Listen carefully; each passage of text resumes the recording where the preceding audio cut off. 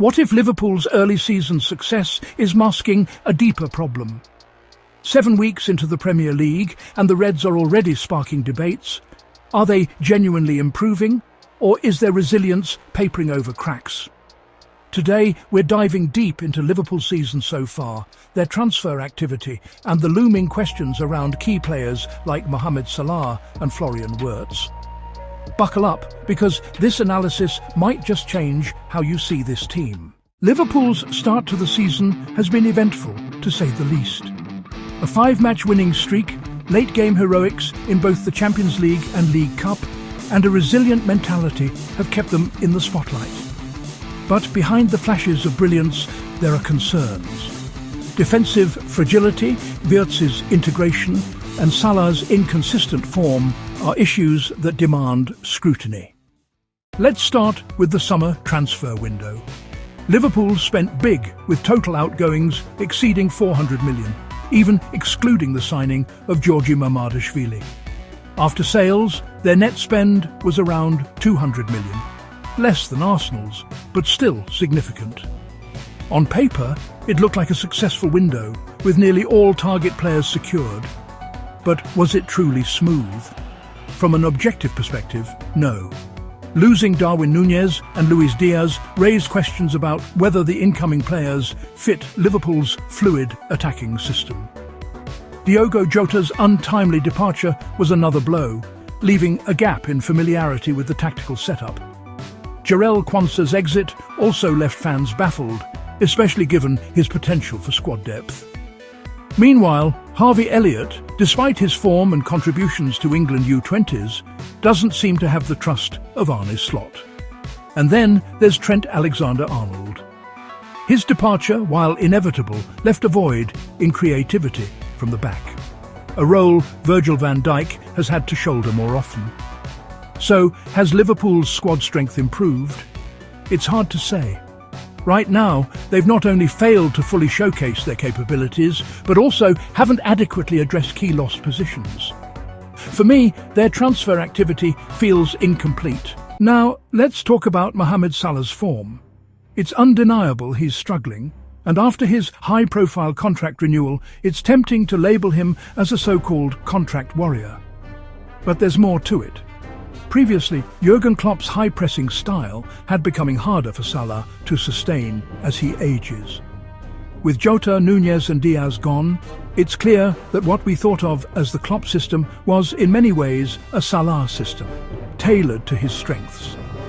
This season, with new faces like Hugo Ekitike, Alexander Isak and Florian Wirtz, Liverpool's attack hasn't reached the heights expected.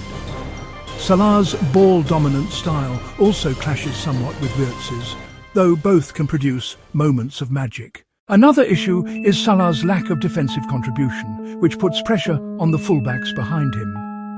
This was evident against Chelsea, where the defensive midfielders were often left covering extra ground, disrupting the balance between attack and defence. Speaking of Wirtz, his integration has been solid, but not spectacular. At Bayer Leverkusen, he thrived with teammates supporting him, particularly Granit Xhaka, who anchored the midfield. At Liverpool, Wirtz has more defensive responsibilities, meaning he's farther from the front line and has fewer opportunities to influence the game. If Wirtz is to operate as a Raumdeuter, finding pockets of space in the box, he'll need to adapt to the Premier League's faster tempo, similar to how Dennis Bergkamp adjusted at Arsenal. For Liverpool to succeed, they need to transition from the Salah system to a Wirtz-centred model, building a new attacking framework.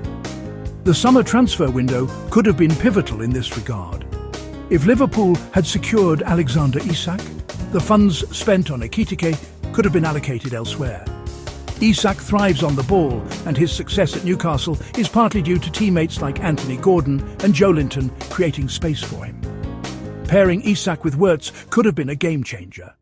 As for the defence, Virgil van Dijk and Alisson Becker have been reliable, and Mamadashvili has impressed. However, Ibrahima Konate's inconsistency and Milos Kerkez's lack of confidence at left-back are concerning. On the right flank, Dominik Szoboszlai has been the most stable, But Jeremy Frimpong's limitations as a pure right-back and Conor Bradley's temper are issues that need addressing. Finally, Liverpool's late-game drama. While their ability to snatch victory from the jaws of defeat is commendable, it shouldn't mask the deeper issue: their inability to control games.